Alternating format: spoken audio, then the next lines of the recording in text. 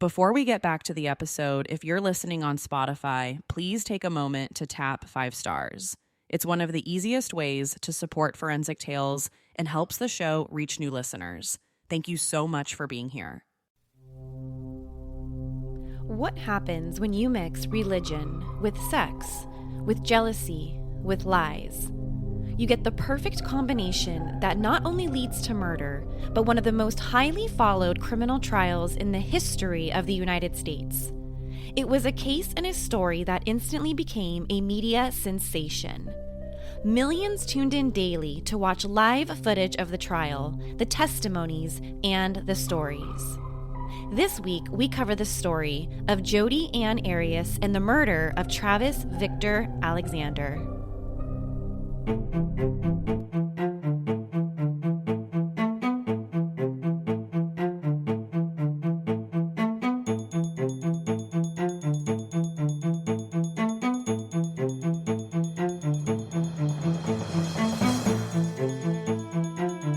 Hi there, welcome to Forensic Tales. As always, I'm your host, Courtney. Each Monday, we release a new episode that discusses real, bone-chilling true crime stories and how forensic science has been used in the case. Some cases have been solved through cutting-edge forensic techniques, while other cases have been left sitting on the shelf, collecting dust in the cold case division, just waiting to be solved by forensic science. If you love the show, please take a moment, leave us a review on Apple Podcasts or wherever you get your favorite shows. Also, if one episode a week is just not enough to satisfy your true crime obsession, you can now access bonus episodes and be one of the first people to listen to new episodes on our Patreon page at patreon.com/Forensic Tales. Patreon is also where you can go to simply support the show. Every little bit helps, and I couldn't do this without you. Now, let's get to our story. Before I actually get into what happened here in this case, I want to give you a little background on who Jodi and Travis are that you may not even remember or maybe you didn't even know about. So Jodi was born Jodi Ann Arias on July 9th, 1980 in Salinas, California, a place known as, quote, the salad bowl of the world. And she grew up in a fairly mixed household. She had an older half-sister, a younger sister, and 2 younger brothers. And at a really young age, Jodi discovered a passion for photography. And as a young kid, she was always taking pictures, and she really had an eye for photography as young as about 10 years old. So Jodi attended Eureka Union High School for a couple years, but she didn't actually finish high school. She dropped out of school when she was only in the 11th grade, and she took a job working as a server at Ventura Inn and Spa in the city of Carmel in the fall of 2001. So while working as a server, she studied to get her GED, and that's where she met her former boyfriend, Daryl Brewer. So Daryl was actually the restaurant's food and beverage manager where Jodi was working at the time, and the two started dating officially in 2003. So things actually got pretty serious between Jodi and her new boyfriend Daryl. They bought a house together in the city of Palm Desert, and it wasn't exactly cheap either. The reports that I found were that they were spending about $2,800 each on the mortgage payment. But Jodi's relationship with Daryl started to fizzle out. She was behind on her financial obligations, and by about mid-2006, they actually broke up. But according to Daryl, the two still remained pretty good friends even after the breakup. In February 2006, Jodi started working for prepaid legal services, while she also still worked part-time as a server at the restaurant. Now, prepaid legal services is basically a company that allows their clients to purchase legal plans in advance to cover the costs of attorneys. And the company now is no longer known as prepaid legal services. It's actually now known as Legal Shield. So, a few months later, in September 2006, Jodi meets Travis Alexander, who was a speaker at the company's conference in Las Vegas, Nevada. Travis Alexander worked both as a salesman and a motivational speaker for prepaid legal services. He was a couple years older than Jodi and was born on July 28th, 1977 in Riverside. And he grew up in a very Mormon household with 7 other siblings. And at the age of just 11, Travis and his 7 other siblings moved into his grandparents' house after his father had passed away. So after Travis's speech at the Las Vegas conference in September 2006, Jodi and Travis seemed to really hit it off with each other. And even though Travis was Mormon and Jodi certainly wasn't, the two of them developed a sexual relationship within the first week of meeting, which is certainly frowned upon in the Mormon church. Because not only is Travis with someone who is certainly not connected to the Mormon church, but they're also involved in a sexual relationship out of marriage. But by all accounts, this didn't seem to stop Travis or Jodi, and the two of them developed a nearly instant long-distance relationship. When Jodi and Travis weren't traveling together, the two were constantly emailing and calling each other. And just 2 months after meeting each other, in November 2006, Jodi was baptized in the Church of Christ of Latter-day Saints, where Travis was a member, which could essentially be a huge step for Jodi to become much closer to Travis, who was a devout Mormon himself. So Jodi moved from California to Mesa, Arizona to be even closer to Travis in February 2007. But she wasn't able to stay in Arizona for very long and support herself out there. So she ended up moving back to California to live with her grandparents after just about a month in Arizona. So Travis and Jodi carried on an on and off again long distance relationship with each other over the next year and a half. The two traveled back and forth between Arizona and California to stay with each other. And by all accounts, the two carried on a sexual relationship with each other. But Travis's friends really didn't like Jodi at all. His friends thought that she was possessive over Travis, she was crazy, and just that their relationship was just toxic right from the very beginning. Travis's friends were right to be concerned about Jodi's behavior and their relationship. Travis and Jodi Arias were in a very on and off again relationship with each other that was a relationship probably more off than it was on. And during their on and off again relationship, Travis was out there dating other girls that he could see himself marrying someday, probably something that he didn't really see in Jodi. But even though Travis and Jodi continued their sexual relationship with each other over those months, he really didn't see things going long term with her. And when Travis started dating another girl, Jodi lost it. She was sending Travis and his new girlfriend threatening emails. At one point, Travis thought she might be stalking him, but despite all of this crazy behavior by Jodi, Travis continued talking and he continued sleeping with her. And the two were even seen traveling together in March 2008. And it just seemed like Travis just couldn't stay away from Jodi Arias. Around this time in early 2008, Travis had told some of his friends that he planned to take Jodi with him on a work trip to Cancun, Mexico. And it seemed like Travis wanted to bring Jodi as his guest because things were going okay between them at the time. But by April of that same year, that all seemed to change. He suspected that she was hacking into his Facebook account and reading his messages. So at this point, he told his friends that he was done with her and that he was planning to bring another girl with him to Mexico. So on May 28th, 2008, while Jodi was living with her grandparents, the house was burglarized.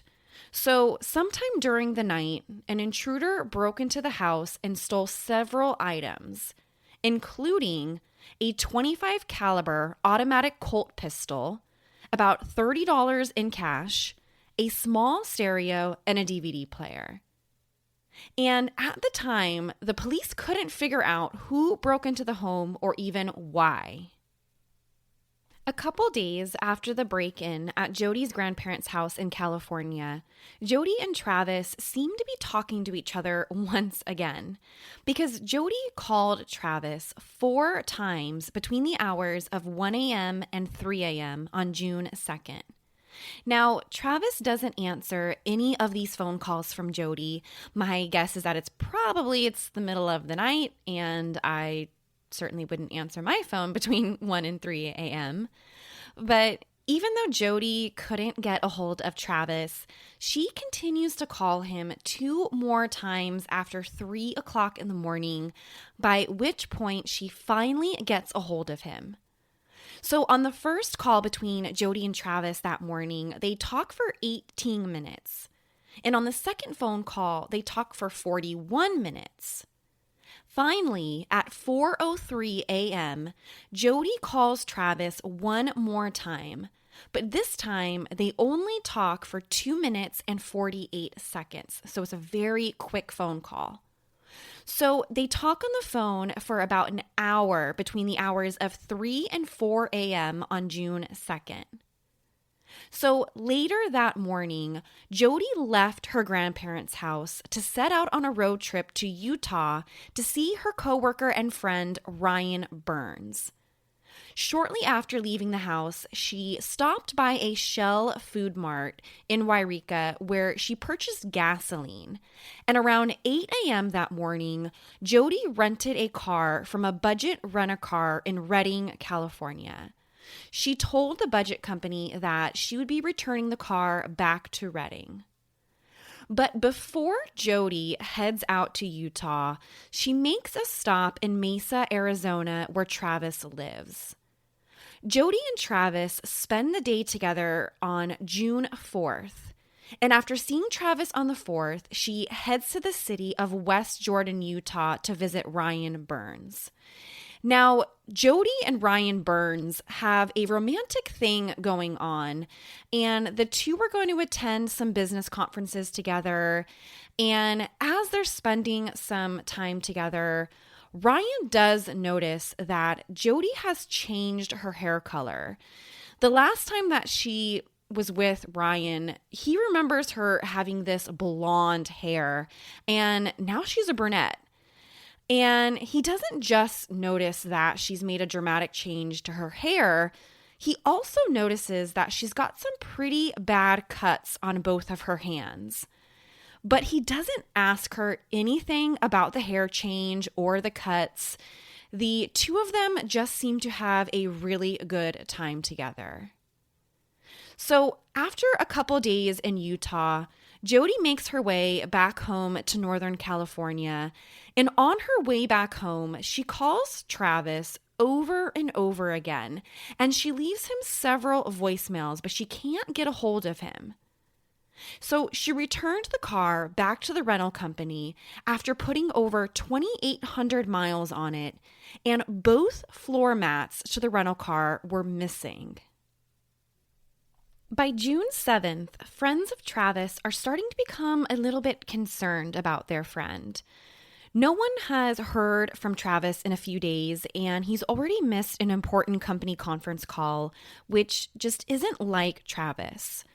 So on June 7th, a couple of his friends head over to his house on East Queensboro Avenue in Mesa, Arizona, to basically see what's up with him. According to Travis's roommate, he hasn't seen or heard from Travis in a couple days, but he just assumed he might be working out of town. It wasn't uncommon for Travis to travel with his job at prepaid legal services. So the roommate provides Travis's friends a key to the master bedroom where Travis stayed, and Travis's friends could have never been prepared for what they would discover inside the bedroom. Inside the master bedroom, Travis's friends discovered a complete blood bath. They follow the pools of blood down the bedroom hallway until they reach the master bathroom.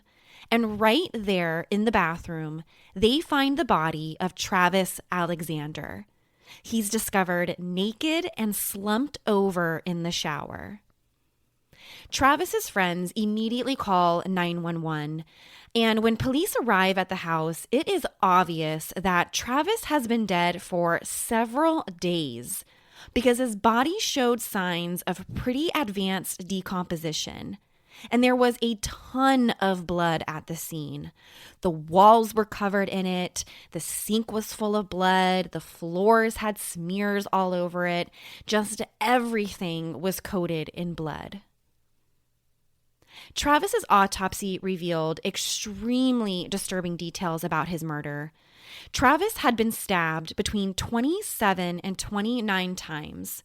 His throat had been slit from ear to ear, and he had a single gunshot wound to his head. Now, you don't have to be a medical examiner to know that this is a rage killing. Whoever did this to Travis didn't just want to kill him. They wanted to kill him 10 times over. Any one of the injuries found on Travis's body would have killed him. You name it. The stab wounds, the slitting of the throat from ear to ear, the single gunshot wound. Any one of these injuries would have instantly killed Travis. The search of Travis's home proved to be really beneficial to investigators who wanted to find out who would do this. Crime scene technicians recovered a .25 caliber shell casing on the bathroom floor right next to where Travis's body was found. And inside the bathroom, they also found hair and a palm print in blood right near the entrance to the bathroom hall. Investigators also found a digital camera inside of the washing machine in the downstairs laundry room. So the digital camera had obviously been through the wash cycle, most likely in an attempt to destroy it, because I don't know any other reason why you would put a digital camera in a washing machine. And it was an attempt to destroy any possible pictures that might be on the digital camera. So as soon as Travis's body was discovered, his friends were practically begging the police to look into Jodi Arias. One of Travis's friends told the Huffington Post in an interview, quote, "Jodi was totally obsessed with him. She wouldn't let him go. Whenever he would try to sever all ties, she would threaten to kill herself," end quote. So sure, she was a crazy ex-girlfriend, right? But crazy ex-girlfriends don't usually kill their exes. So after Travis's murder, Jodi appeared to be extremely distraught over his death. She posted like a photo album to her MySpace account, back when we all had MySpace accounts, that had a bunch of photos of Travis, and she titled it "In Loving Memory of Travis." Really just looking like a girl who is just devastated over his death. Now, feeling the pressure from Travis's friends, Jodi voluntarily walked into the Mesa Police Department on June 17th, which is about 1 week after the murder. And she voluntarily provided her fingerprints, and she even provided a saliva sample for DNA testing. And during the interview with police, Jodi had said that the last time she saw Travis was back in April, which, if you're keeping track, April is nearly 2 months prior to the murder. So she's saying here that there's basically no way that she could have done this. So while the police wait for Jodi's DNA test to come back from the lab, investigators were able to recover the images on Travis's digital camera that was found inside of his washing machine. And what they discovered on that digital camera was absolutely shocking. On the digital camera, police found image after image of Jodi and Travis together on June 4th. Now, these aren't just regular images. I mean, these are like X-rated pictures together. And most of the images are time-stamped around 1:40 p.m. But then there was one last image at 5:29 p.m. that evening of Travis taking a shower. And police believe that this would be the last picture of him alive. The next set of photos on the digital camera were actually deleted images of an individual who was described to be bleeding profusely. Now, you can't tell who the person is because the images are really dark and grainy. They look like maybe the camera was dropped at one point and the photos were maybe taken by accident. But the most important piece of evidence gained from the digital camera was that it proved that Jodi lied about the last time that she saw Travis. The pictures on the camera had actually proved that Jodi was with Travis in Mesa, Arizona on the very day that he was last seen or heard from. A few weeks later, investigators received the DNA test results back from the lab. And the test revealed that the hair and palm print found inside Travis's bathroom belonged to Jodi. In fact, all the blood found inside the bathroom was a mixture of Jodi and Travis's blood. The same exact day police got the DNA test results back, Jodi Arias attended Travis's memorial service.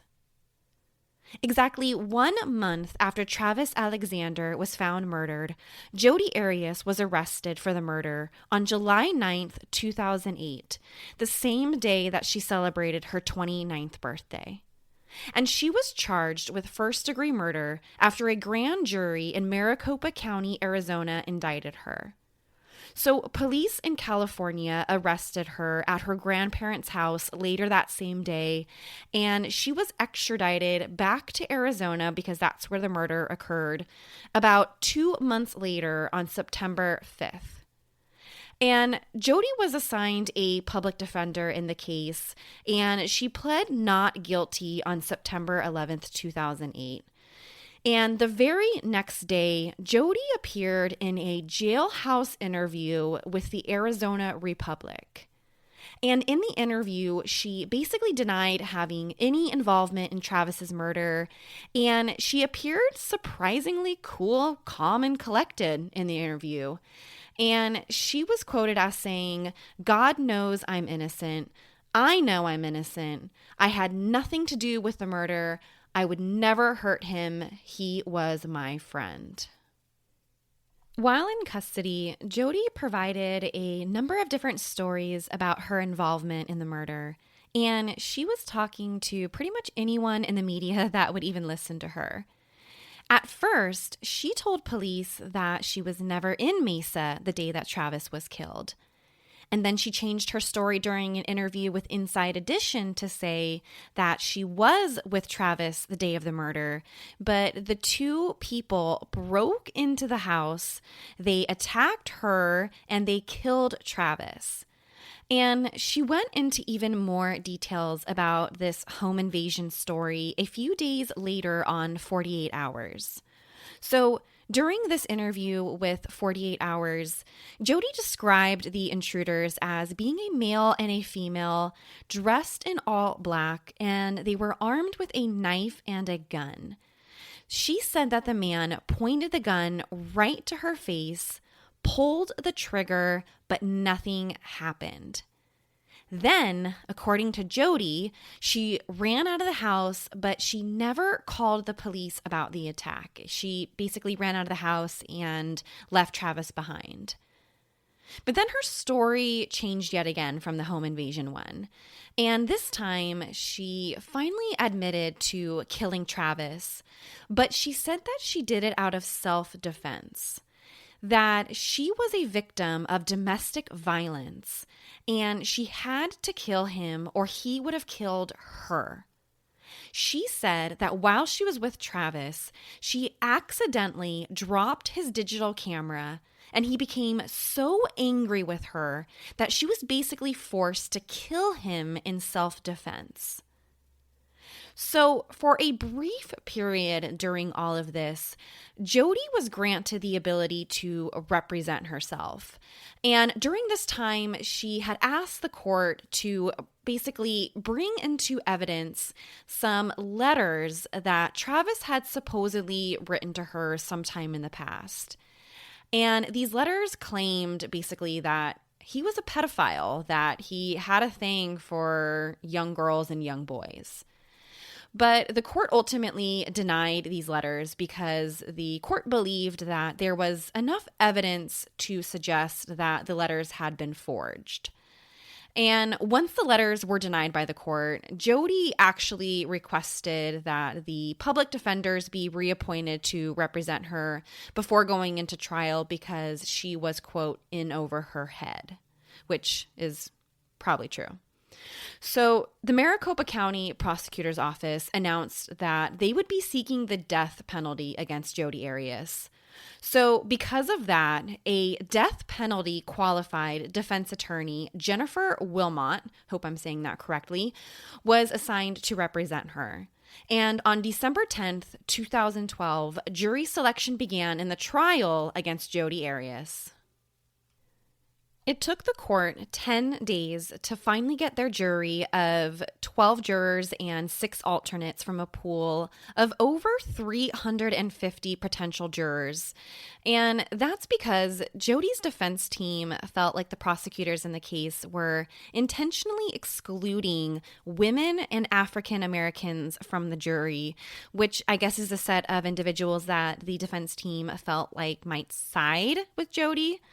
But regardless, the jurors were finally set and the trial officially got started. So in his opening statement, Prosecutor Juan Martinez reminded the jury that any one of Travis's injuries alone would have killed him. Remember the stabbing, the gunshot wound, or the slitting of his throat. But Jodi's defense team was quick to counter by arguing that Jodi had no choice but to kill Travis after he became so enraged, as they put it, with her dropping his digital camera. Now, during the murder trial, it was revealed that it took the forensics team over 3 full days to completely go through all of the forensic evidence at the crime scene. And what really didn't look too good for Jodi, amongst other things, was just the amount of blood everywhere at the scene. The prosecution really painted this picture that a crime scene with that much blood just doesn't fit with someone who is simply trying to defend themselves. And the medical examiner, Dr. Kevin Horn, even testified that Travis had a significant amount of defensive wounds, both to his fingers and on his palms, which aren't wounds that are consistent with a self-defense argument. We see defensive wounds in someone, right, that is obviously trying to defend themselves against someone. They aren't typically seen in someone who is the aggressor. Now, they were arguing, like, if Travis was trying to kill Jodi, why were there only injuries that he had to his body were defensive wounds? And remember how Jodi's friend, Ryan Burns, said that Jodi had cuts on her hands when she visited him in Utah. And prosecutors argued that the cuts were from the knife slipping in her hand from stabbing Travis over 25 times, which I know that part's kind of gruesome, but we see that a lot with people that are stabbed 10, 15, 20 times, like in this case. It gets very bloody. It gets very messy. And because stabbing is so intimate and it's so personal, it's so close to the victim, that when you're stabbing that many times, we see it a lot. We see it where the perpetrator, when they're stabbing and there's all this blood, that the knife slips, and it's very common that they end up with cuts on their hands.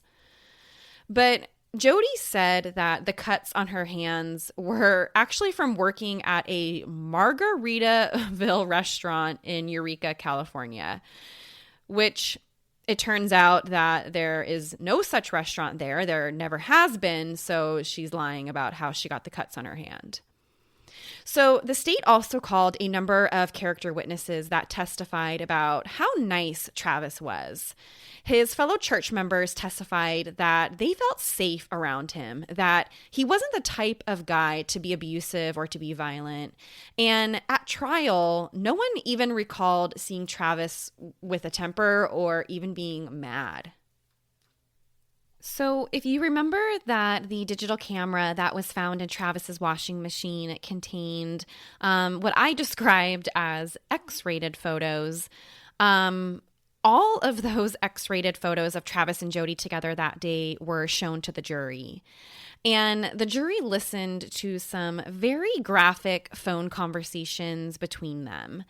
The sex life between Jodi and Travis really became a focus during the trial, which, when you think about it, no one probably wants to sit through that, right? You've got Jodi's family there. You've got Travis's as the victim. His family's there. Everyone's having to basically listen to some very graphic phone conversations. They're all being shown those X-rated photos on the digital camera. I just can't imagine how just uncomfortable that must have been for everybody. And all of this was kind of to suggest that if Jodi was being abused by this guy, you couldn't tell by their conversations or their interactions. And by the way, here, it was Jodi herself who was recording these phone conversations, by all accounts without Travis knowing, so she was secretly recording them. And many speculated here that she was recording them because it was going to be used as some sort of ammo against him, maybe to his Mormon peers or something like that later on down the road. Which, hey, I don't know if I 100% agree with, because who knows what was happening outside of these phone calls between Travis and Jodi, but anyway, I digress. So it also was really bad for Jodi that Travis was shot with a .25 caliber gun, which was the same type of gun that was reported stolen from her grandparents' house just a few days before the murder happened. And the prosecution really argued that Jodi staged the break-in, that she took the gun, and that she brought it with her to Arizona to see Travis. Which, if you're going to spend some time with your long-distance boyfriend, why are you bringing a .25 caliber handgun with you? So, much to everyone's surprise, Jodi actually took the stand in her own defense, probably against the wishes of her attorneys. I know I probably wouldn't want to put her up there. And she was on the stand for a total of 18 days, which is practically unheard of in a criminal trial. And while on the stand, she stuck to her testimony that she was abused by her own parents as a kid, and that Travis was physically and emotionally abusive towards her, and that she was forced to kill him that day out of self-defense for dropping his digital camera. And she still claimed that Travis had a thing for little boys and little girls, and she was trying to help him with that during this time. But from everything that I could find and everything that I've watched on this, there was no evidence of that ever on Travis's computer or anything like that to suggest that he actually did have this thing for kids. So her defense team had a psychologist take the stand to argue that Jodi may have been suffering from an acute stress disorder at the time of the murder, which basically sent her body into a fight or flight mode in order to defend herself.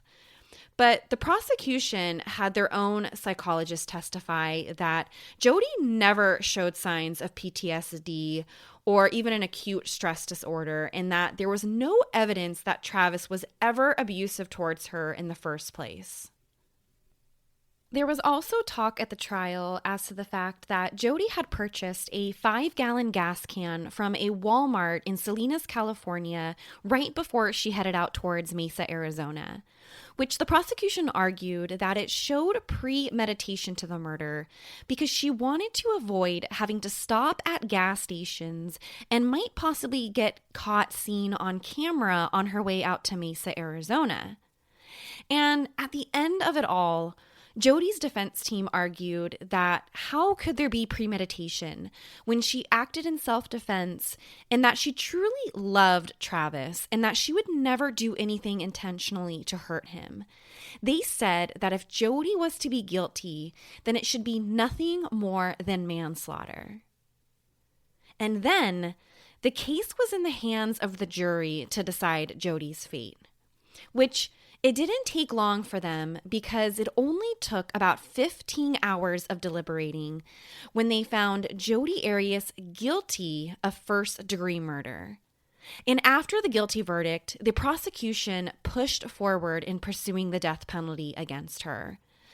At the sentencing hearing, the prosecution orchestrated a pretty dramatic plan that basically involved everyone taking a 2 minutes of silence to symbolize exactly how long it took Jodi to kill Travis that day. And again, after all the testimony at the sentencing hearing, it only took the jury 3 hours to decide that she was in fact eligible for the death penalty. So the penalty phase to decide whether or not they were going to sentence Jodi to death began on May 16th, 2013. And a few members of Travis's family made some pretty powerful victim impact statements. If you've watched any part of the trial or you saw this part of it, hearing Travis's family, especially his siblings, I remember his sister, was just, it's so devastating to hear how loved Travis was and how much he's going to be missed by his family.